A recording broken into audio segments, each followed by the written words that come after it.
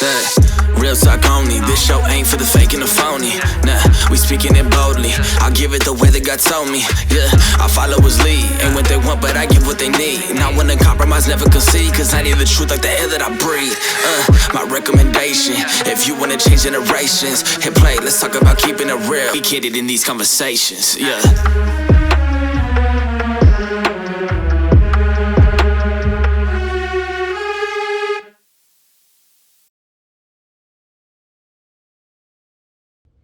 Welcome to Candid Conversations. I'm your host, Aaron Cooley, and we are back with another episode. It's been a couple weeks, all the holidays. We had Thanksgiving, then you had a little bit of a break right there, Christmas, New Year's. I hope all of that was bomb for y'all. It was a time and a half this way. Family, friends, you know how that all goes. Work, all the different transitions of things, right? Just life happening. So it's been a little bit, but this one has been on my heart for a while, and really just been learning and getting different pieces to talk about with it, of just even how to put the idea all together. Because for me, I'm still trying to figure it out. Like, what is this exactly? And so today we're going to be talking about fear of. For now, we're going to call it fear of doing. I'm still trying to figure out how to put it all in one thing. What is it that the fear actually is? But we're going to start with fear of failure.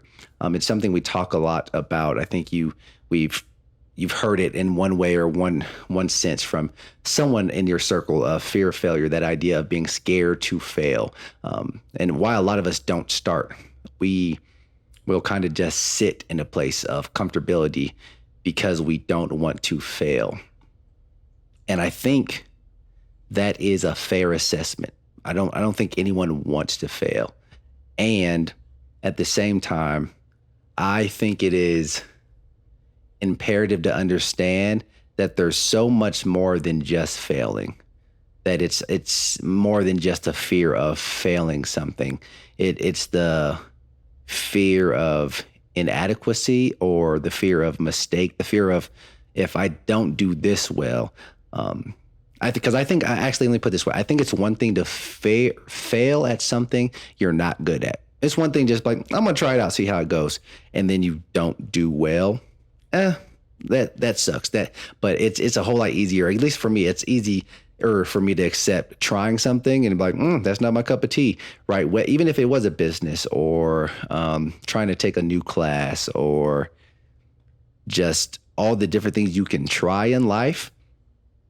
And I think it's a completely different monster when you are trying, you're attempting something you're supposedly good at, something people tell you should do well, or have done well, and then you venture out in it, whether that's doing it at a higher level.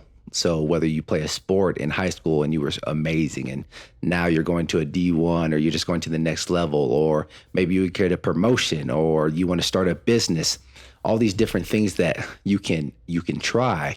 I think it is that idea. It's not so much, I would argue, it's not so much the fear of failure in itself, but what is it that you could be failing? Because failing something you already aren't really expecting to be great at, or it's just an experiment, you're just trying it out, there's just not a lot of pressure. But I think there's a lot more pressure when there's an expectation from others or yourself of success, something you do well, something that you have had success in the past, and you're venturing out in a new way. So I think that is a part of it, right? The fear of failure. And I think that's we'll call it 1/3 of the conversation. And I didn't spend too much time on it, just because I think failure happens when you stop, when you give up, when it's just, I'm done. Like, it's not really failure if you learn something. It's not failure if you fall forward and get back up. That's simply moving forward, stumbling. It's the process, right? I really think failure is just quitting altogether. And there, do not get me wrong, there is a time for everything. There's a time to quit. There's a time to say this no longer is it. This no longer, even if it was successful, there's a time to say this no longer is it. And that being said, I also think there is this, and I think I fall more in the realm of this one than fear of failure. In some ways, fear of mediocrity, this fear of doing it,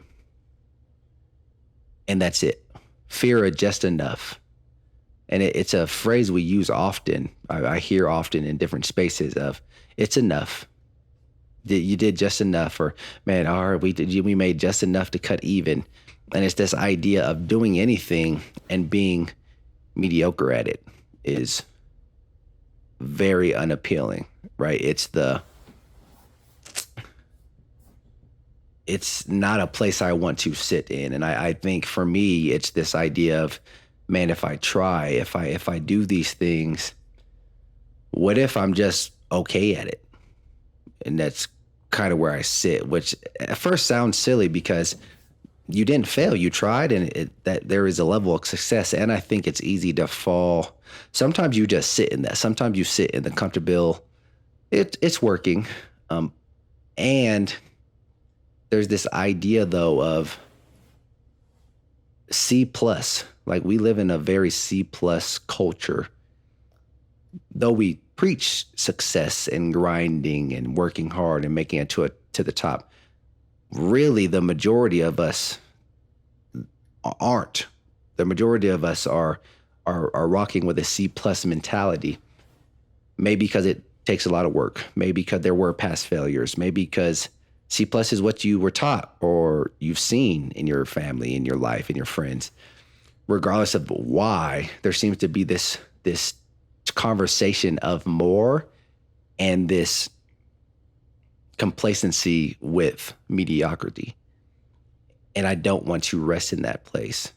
Simply, more so not for a pride thing, not because I want to be better than, but the Lord says in Colossians to do all things with excellence, do it all unto the Lord with excellence. How can I do excellence with mediocrity? And mediocrity is not I don't think it's a bar you can set from outward standards. I think it is something you have to be very honest with yourself about. It's easy to see when something fails, that there's not really I think it might have, when it fails, but you can do someone else's excellence and it be your kind of, because maybe you're really talented at that. And for someone else, man, that's the best they could do of this thing, but you're talented in this. So that really was you just, it's something. And I have an example of this actually. So this, it was in, I want to say junior year, maybe sophomore year of college. And I had this professor, Adam Pryor, great professor, one of my favorites.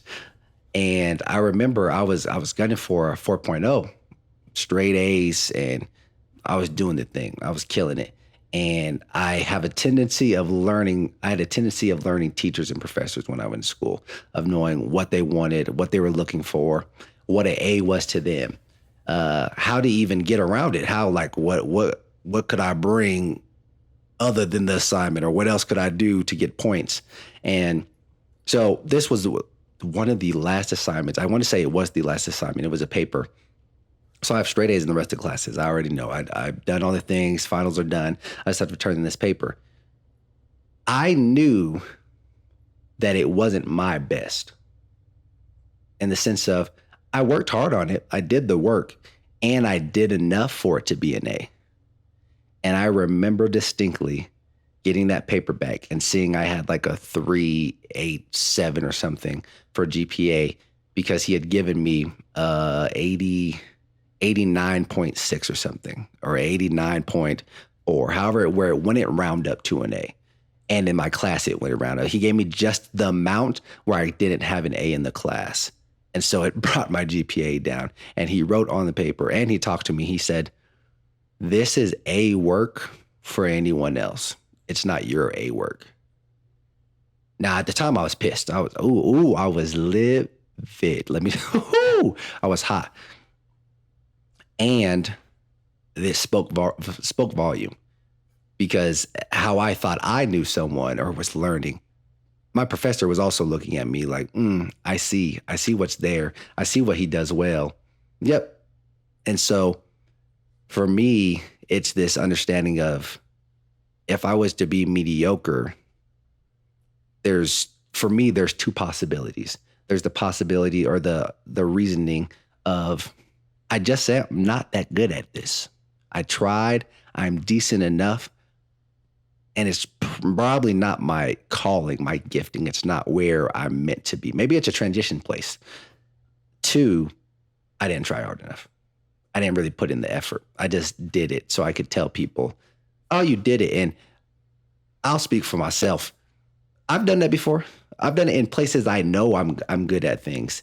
And I've done enough where others are like, man, you killed it. And I'm like, yeah, knowing dang well, nah, I just did it enough so it looked good. I did it enough where I did it just enough that it looked better than other people's around me. So it looked like I worked really hard, or it looked like I had a gifting in this. But I've been around gifted people. I have them in my family. And I have friends that are doing amazing things. And it's this understanding of, man, I have a fear of doing and it being mediocre.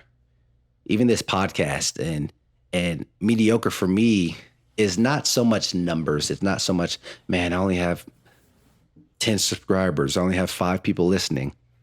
That's not really the struggle for me. The struggle is more so, did I put it out with excellence?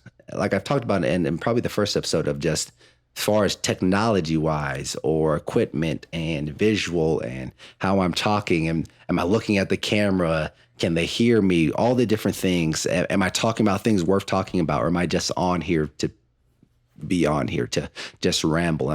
Is there really any impact taking place?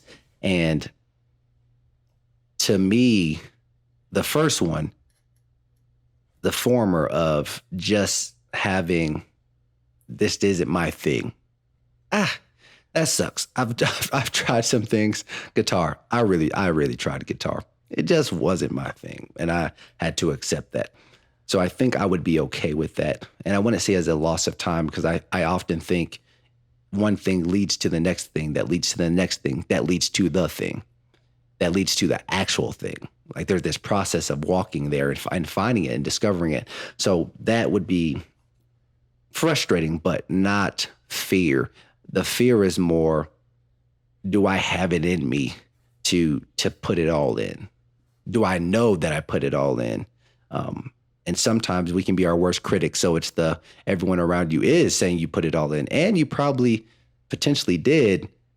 And just because it's not where it's at, or you want it to be at that point, or you think it should be further along, you see it as less than. And so just that idea.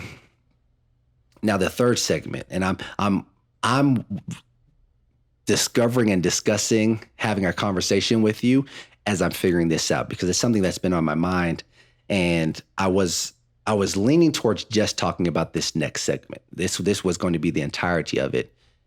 But then I started thinking and being like, no, there's more to it than this. There is a fear of failure. There is a fear of middle ground. And I wonder how many of us are actually scared of success. We all talk about the things we want to do and accomplish, and we're striving for and saving money for and putting in the time and the work. And I wonder, not if that is entirely true, but are we really prepared for success? Do we just want success because that's what we're supposed to seek? Like, we're not supposed to seek failure. We're not really supposed to do just enough.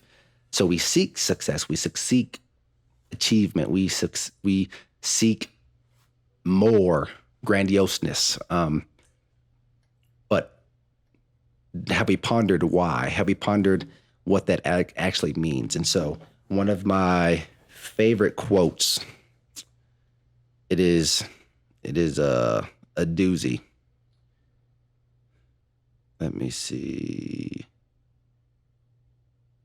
if I can find it. Give me just a second.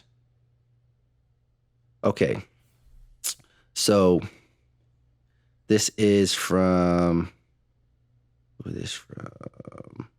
So might have heard it from, if anyone has seen Coach Carter, the first place I had heard it, but it's actually from a poet. Let's see. Marianne Williamson is the poet. Our deepest fear is not that we are inadequate. Our deepest fear is that we are powerful beyond measure. It is our light, not our darkness, that most frightens us. We ask ourselves, who am I to be brilliant, gorgeous, talented, fabulous? Actually, who are you not to be? You are a child of God. Your playing small does not serve the world. There is nothing enlightened about shrinking so that other people won't feel insecure around you. We are all meant to shine as children do. We were born to make manifest the glory of God that is within us. It is not just in some of us, it is in everyone. And as we let our own light shine, we unconsciously give other people permission to do the same.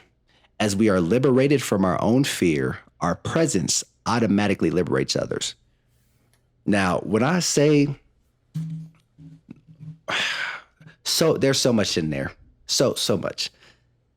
And it sounds good, right? It sounds awe-inspiring. It's one of those quotes, one of those poems that speak volume, that make you want to go do something, right? That it's something you could read to a team or a group of people before a competition, before something grand is going to happen, before our first people on the moon, right? There's something about it. And our deepest fear is that we are powerful beyond measure. And it's so true. It is so true. There is a fear of actually being great. There's a fear of actually being all that I assume I am, or hope to be, or have been told I am. There's a fear that I actually am that. And the fear is not in me being that. The fear is, if I get to that level, if I actually live that way, if I walk that walk and talk that talk, what happens if I fall? I did a podcast maybe a couple episodes ago talking about this idea of finishing strong. And part of that is the consistency of the race. And I think there's this idea of, it is our light, not our darkness, that most frightens us. Who am I to be brilliant, gorgeous, talented, fabulous? You are a child of God. Your playing small did not serve the world. There's something about me being all that I am that serves the world. There's something about me being fully me, all that God put inside me, giving my gifts, all of them, that serves the world, that enlightens, that encourages, that also, and this part right here, as we let our own light shine, we unconsciously give other people permission to do the same. And I think social media is an example of that, of just following, not just passions, but giftings and talents and callings, and not knowing how many people we impact through doing that, through you cooking that food that, man, I just always loved to cook. And I didn't know I inspired some 4-year-old to pursue cooking, and they're going to become a 4-star chef. And man, I don't know. I just really liked talking. So I just started talking to people, and I built a business from it. And little did I know, because I had a stuttering problem, but I can talk well. There's a 6-year-old that is going to go off to do great things because they got the confidence to talk even with a stutter. And it's, oh man, okay. Speaking of stutter, let me see. So Moses had a stutter, or had a speech impediment. And it's funny because, let's see.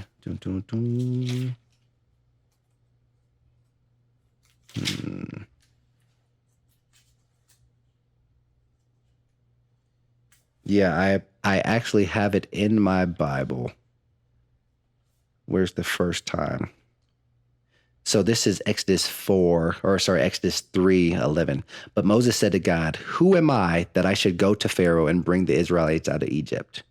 And then 4:1, Moses answered, "What if they do not believe me or listen to me? All right. And then we flip.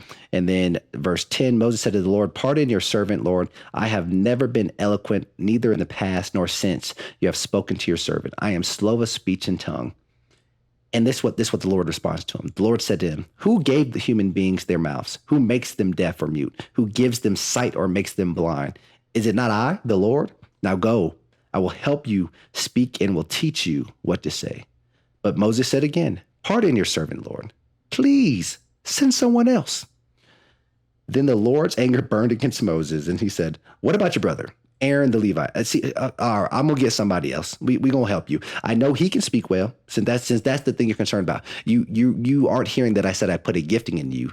You want to tell me what you can't do, even though I'm telling you everything I put inside of you is exactly what I need, exactly what is required for this. But I'll bring you what you think is necessary. He is already on his way to meet you, right? And so 4 different occasions. Nope, that's not true. There's more. We go down a little further, and Moses has already went to the people, or God is telling him what to say. He's saying, "Hey, say these specific words. This is what I want you to say." But Moses said to the Lord again, "If the Israelites will not listen to me, why would Pharaoh listen to me, since I speak with faltering lips?" And then we go again. We go down. This is 6 times. Now, when the Lord spoke to Moses in Egypt, he said to him, I am the Lord. Tell Pharaoh, king of Egypt, everything I tell you. But Moses said to the Lord, since I speak with faltering lips, why would Pharaoh listen to me? It's one of the craziest things, because we talk about Moses as this great man of faith, and he was. He is. And 6 different occasions. But God, I can't. God, send someone else. This fear that and we could argue that that's a fear of not enoughness, right? And I think that's often how we would put it, that everything God put inside you have, it doesn't matter what your shortcomings are. God knows that, and all that is true. And there's this idea, though, that our fear is that we are powerful beyond measure. There's this fear that, what if I can do everything God said I could? Okay, let me pretend like I can't then. Let me talk about the reasons why I can't, because I think we can, it's easy on the surface to jump straight to, well, I'm going to talk about what I can't do, because that's really what I'm concerned about. Like, of course I want to be great, but I can't for these reasons. Yes, and I think when you dig a little deeper, it's this idea of, I'm kind of scared to be great. And especially in this day and age, we love to talk about celebrities and famous people and just people in the light, in the media light, whether that's your TikTok famous, whether you're a B-list celebrity, or if you're Angelina Jolie and Brad Pitt, you're Will Smith, Chris Rock, all the things. Their lives are being put on big screens. Their day-to-day lives are being put on big screens. And that's a scary thought, talking about all these people who have fallen, whether in secular culture or not.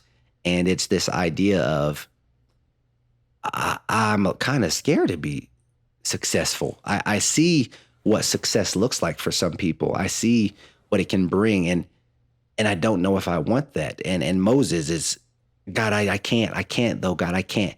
And God is telling him, not only will I give you what to do, I will teach you. So anything that you feel like I didn't put inside you, I will teach you. And that sounds great. And if I can be completely honest with you, if I can be just a little vulnerable right now, me and God have had conversations, because I don't know if I want to be taught. Because if I'm taught, then I'm responsible for. There no longer can be the excuse of, I didn't know, or I'm still figuring it out. I think it is one of the most frightening and humbling things to think about, doing anything well for a number of years, amount of time, and then falling off. Not because I no longer knew how to do it, but because the level of success brought a level of access that because things weren't dealt with early on, that access access to things caused my demise. Because Ravi Zacharias, we if you don't know who he is, he was a preacher. I didn't know who he was until everything came out after his death about all the tragedies and people pretty much throwing him and his work, his preaching out. Throw it all out. Throw the baby and the bathwater out. And it's foolishness because he had a gifting. That's why he did what he had a gift for what he did. That's all. God gives people gifts. He doesn't make you choose how you're going to use them. God gives you gifts and uses people's gifts even when they're doing dumb things or they choose a different walk of life or they fall. It doesn't mean their gift stops gifting. And so even just that idea, though, of me telling God early and often and still to this day, God, if my character can't handle the content and the caliber of success that you want to bring me to, don't ever let me get on the stage. Don't elevate me. If what's inside can't withstand the outside, if it's going to get burned up, I don't want it. And it is this, and I've been sitting in this place and I feel like there's been growth and change and breaking offs of. And so it's like, okay, you're ready. You're good. Time to start moving. And not that I'm perfect. They're still working and growing. And it's still that fear of, but what if? What if I actually do something great? And once again, greatness, success is subjective in some ways. It's not an objective. I can pinpoint this. I could say 1, 2, 3, 4, 5, 6 means you're successful for you. It's what God calls success for me. So whether it's me coaching a team for 10 years in basketball and just making great men, helping develop great men, that's success.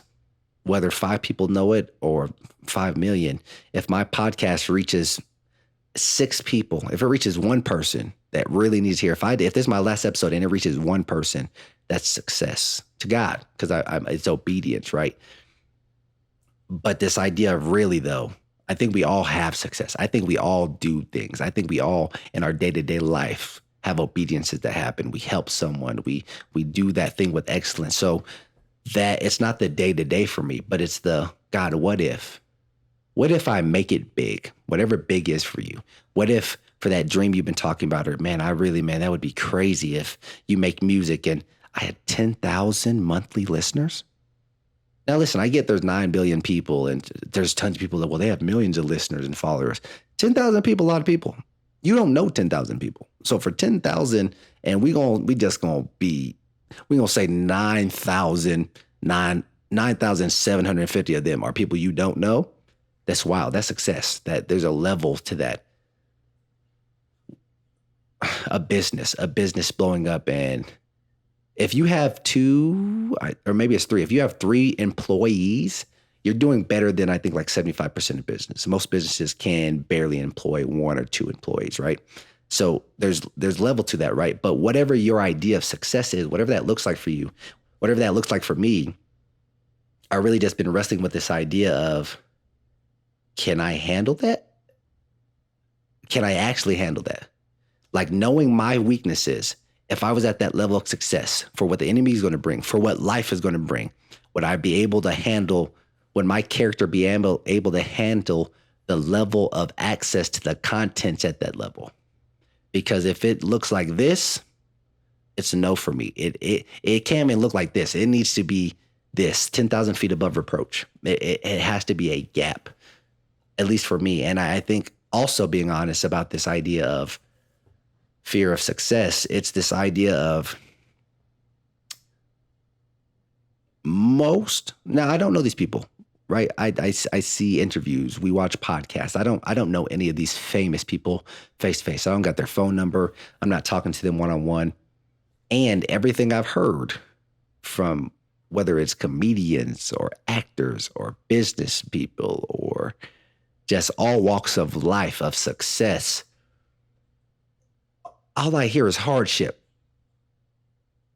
Like we think people just blow up, but I just hear the hardship of, I was homeless for this many years. I had a business for 6 years, 3 of them failed, and then for 4 years I was just barely breaking even while I worked another job. I was and I hear hardship, I hear failure, I hear defeats and trials and tribulations and pain.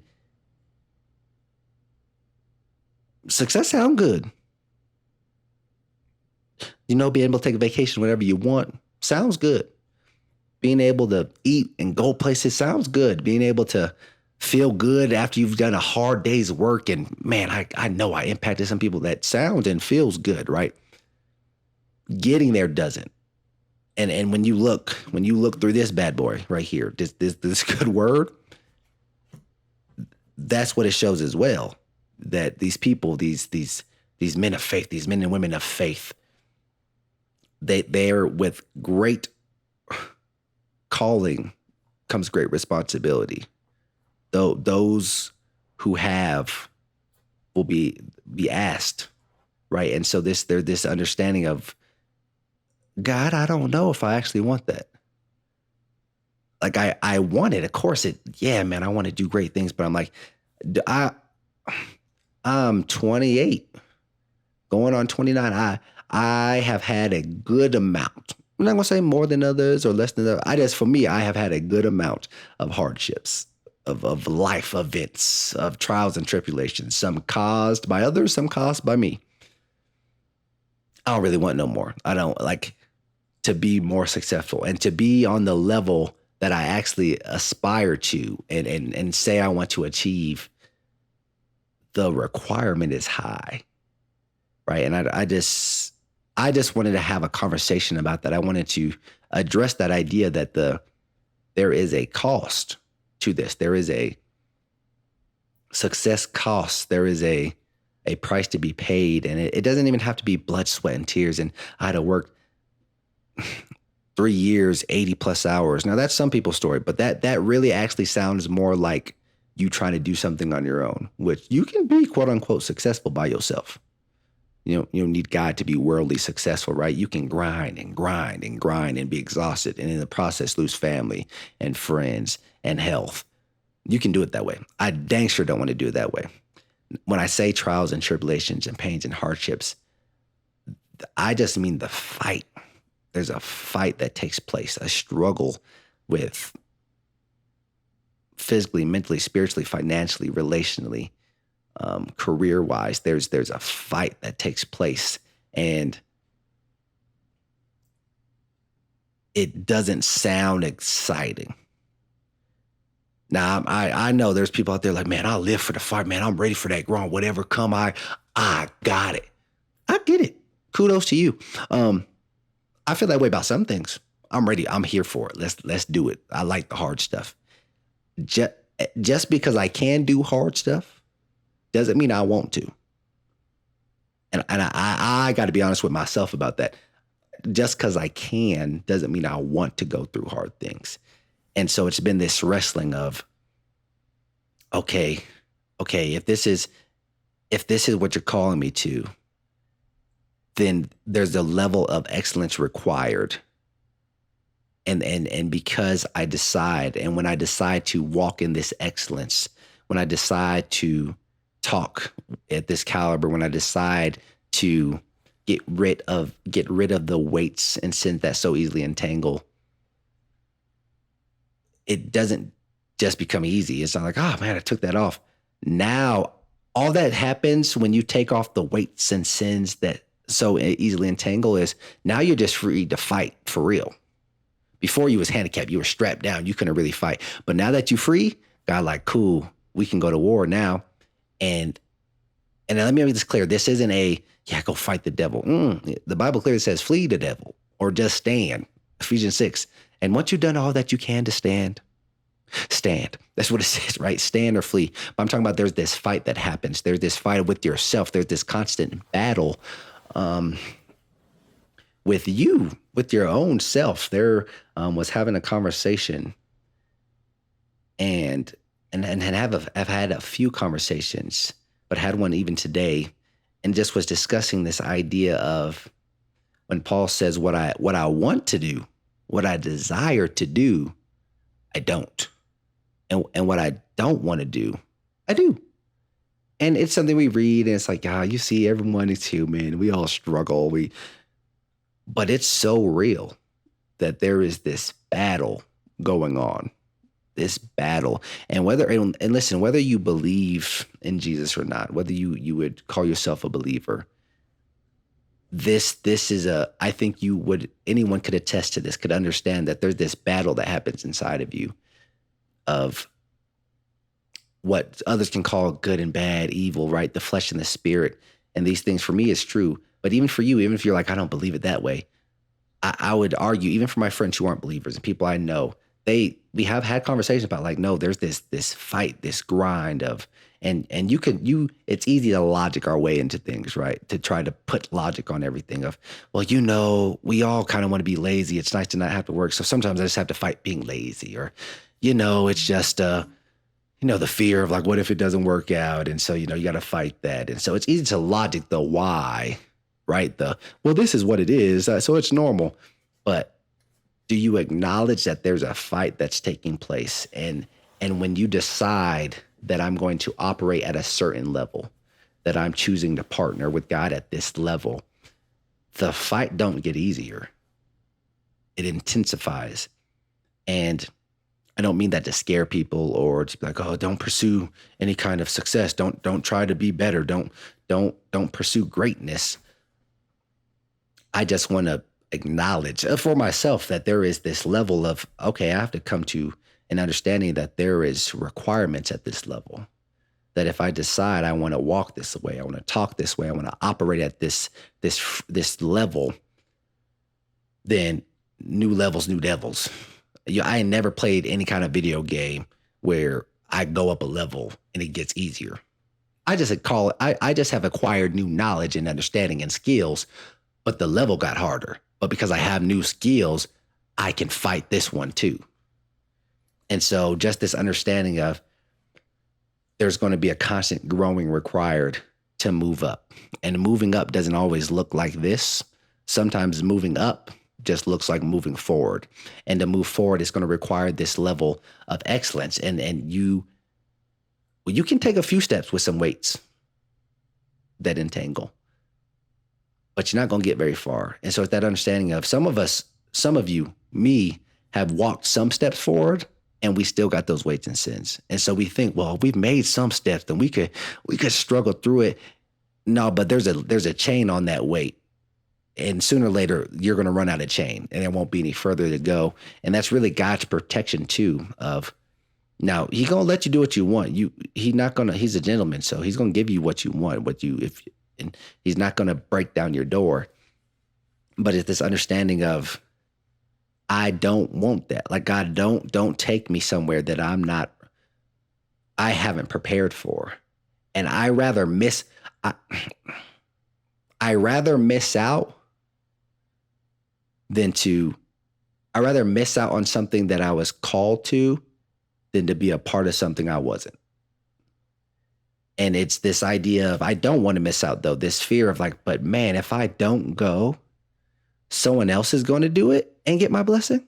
I don't like that idea. Meaning someone else is still going to have to fight the fight. Someone else is going to go through those things and then get the blessing. That don't work for me. And even if it's a generational thing, like there's a battle to be won and there's a blessing, there's favor. And so just all those things, I feel like I'm rambling a little bit, but I'm rambling partly because I haven't worked it out. I haven't figured out what that looks like, or maybe it's not, I haven't figured out what it looks like, but just how do we walk it out well? How do I choose excellence every day that leads to success? And let me take that one step further. How do I choose obedience that allows for excellence that brings me to success? Right? Because first I have to be obedient to the call. And then in that, do it. There's an opportunity to do it with excellence. And then because I consistently, another step, obedient first starting with obedience, that it gives me the opportunity to do or pursue with excellence, that allows for a consistency of this that leads to success. That's a lot and not a lot. It's just this consistency, and it's also the idea of, like, you hear about people, man, I did the hard work and man, it was great, this and that. And then they reach that place. They reach where they think they want to be, and they shut down all the discipline. I've reached it. I don't need that discipline anymore. And that's when they fall off, right? Because their character was there, but their character was there to get to the content, not because that's where they wanted their character. And so this understanding of, God, don't let me go to this level for this.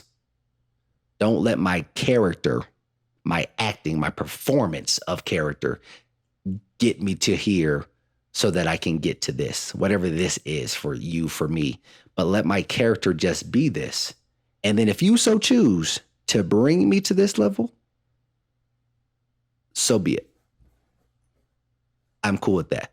But I rather have character here with the possibility of getting to this place than to get to this place and my character be here, right? He exalts those who humble themselves. And it's just this idea of, how do you do that? How do I do that right now? How do I start right now? Because it's not, I can't get that character when I'm there. It'll be too hot up there, right? You elevate and you getting closer to the sun, it's getting hotter and hotter. If you haven't already been planted in something and those roots deep and moisturized, there's going to be nothing for you to stand on. You will wither. You will get burnt up. If you're lucky, you'll wither. But if you rise fast, you will get burnt up. And I don't want to be burnt up. And I have to understand that there's going to be a fight. Whatever that fight looks like for each person. You can talk to any person of success and they'll tell you what that looked like for them. And so I'm not saying it's a particular thing, but there will be a fight. There will be a battle of outside things and within yourself, of fighting your own thoughts or desires and wanting to quit and the different things. So I think there's this, I call it fear of doing, because that's where it starts. You start at, do I do this? And how many of us sit right there? Do I do this? Should I do this? I think I'm going to start. No, I'm going to do it. Okay, I think I'm going to do it. No, I'm not going to do it. And we sit there for years. So it's a fear of doing. And it's a fear of doing often for one of these three reasons, or all three in some level: fear of failure, fear of mediocrity, fear of success. And I feel like I got a little bit of all of them, but more so now, more of a fear of success, of a, God, what if? What if I actually do something great? What if I get to this level of impact and influence and then I fall? And it's not to be scared. It's not to, God did not give us a spirit of fear, but it's a thought that I need to really reconcile. And it's something I need to sit with and understand is a possibility. Because if I pretend as if it's not, as if, I would never, I'm already, I've made it. You know who I am or how I follow Christ. And, I walk with integrity.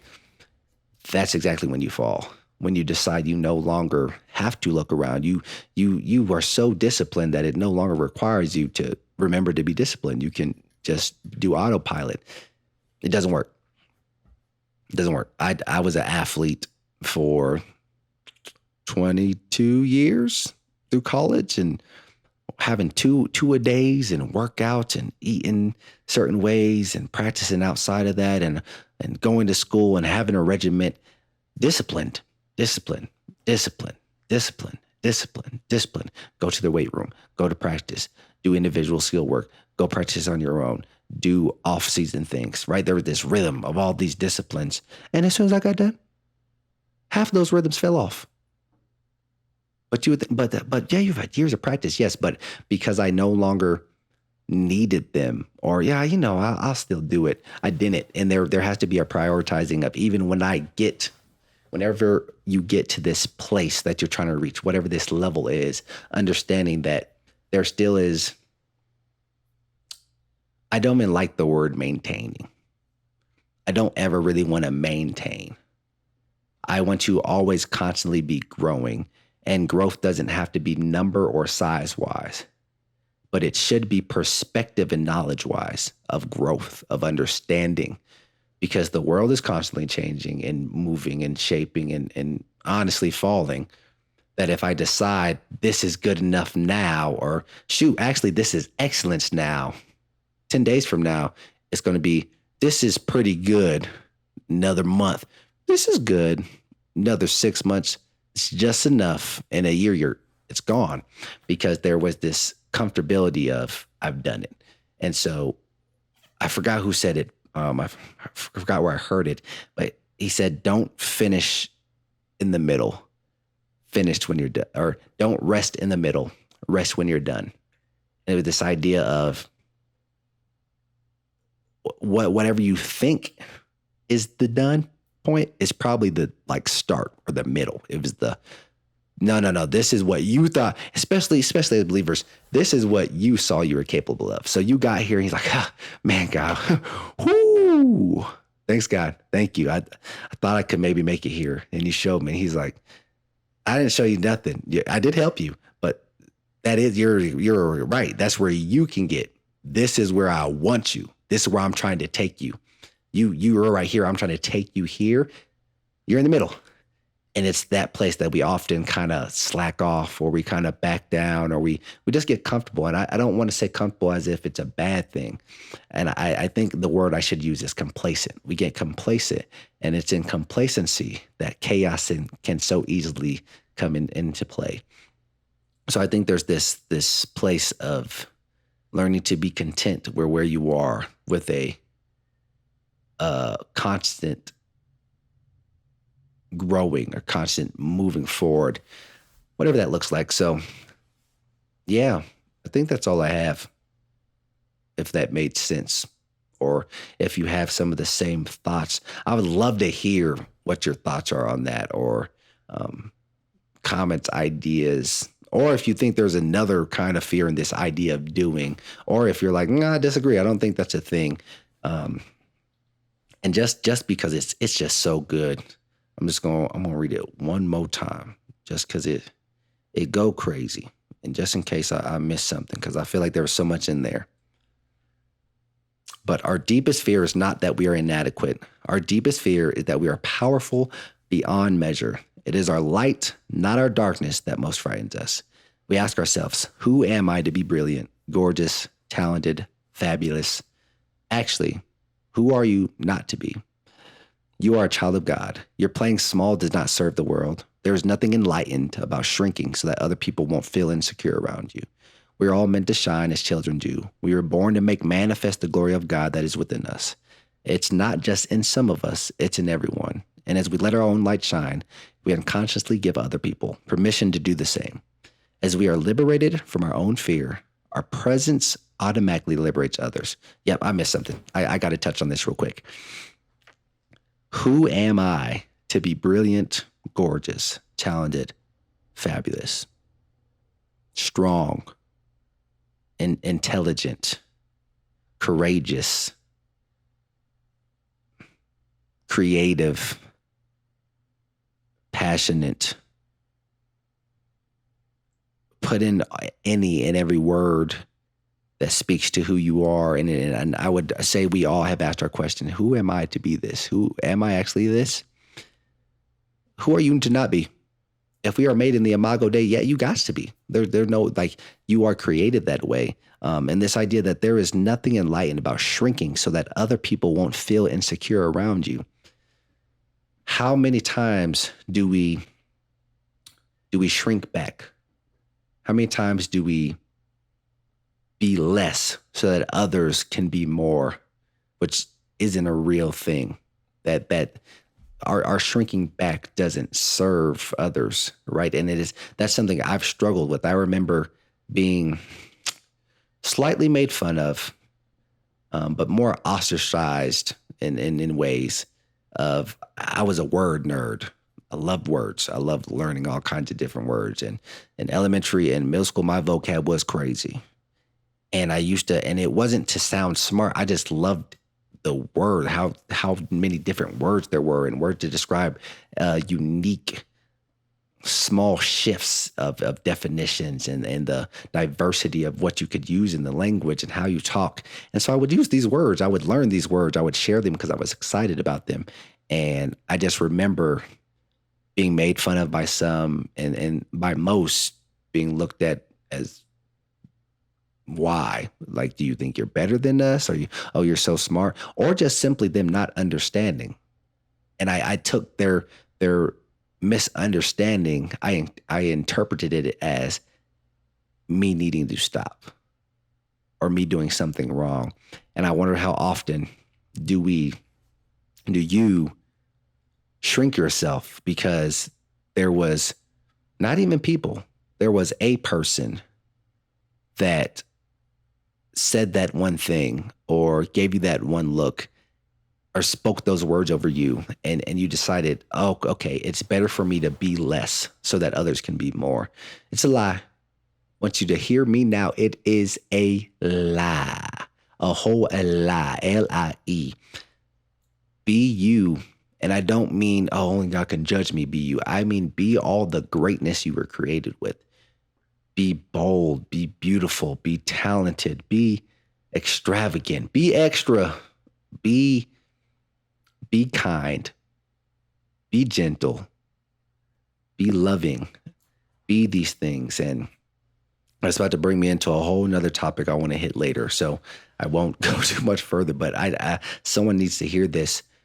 Be those things. It's not even about doing in this moment. It's about be that. Be who you are, and don't shrink back, because for the 5 that are naysayers, for the 5 that just misunderstand, it's not everyone is haters in the world. Some just don't understand in that moment. There's 15. There's 40. There's 100. There's 1 waiting for you to be, so that they might have permission to be as well, to explore, to discover. And so, Justin, is an encouragement to you. Don't shrink back from greatness. Don't shrink back from trying. Don't shrink back from doing the grandiose thing. If it works out, woohoo. If it doesn't, it leads you to the next thing, whatever that looks like. And life isn't as linear as we want it to be. But just because it doesn't go like this doesn't mean the lines aren't still moving forward, right? And so just understanding that it's, don't shrink yourself. Don't be less than. Don't let others condemn what makes you you, because someone needs it. And this is coming from someone who's very weird. And so be weird, be strange, love those things. And because there's someone wanting that and looking for that. And I don't get some of the weird. My sisters are kind of strange with some of the things they're interested in or whatever. And I want them to be all of that, because I want my friends to be all of that. Even if I don't understand the passion, or I'm just like, I don't understand, or I don't relate. Like, someone does, though. Someone needs that. And so don't shrink. Let it no longer be a fear to be great. Let it be maybe a nervousness, but let it be an excited nervous. Let it be I'm ready to pursue this greatness. And that's word for myself, because it is a pursuit. It is a constant journey of pursuing whatever greatness looks like, whatever being in its fullness, in our fullness looks like. So, yeah. Now I think that's it. Yes, sir. Hope y'all have a great week, start to your week, and all the different things. But yeah, see you on another episode. Peace.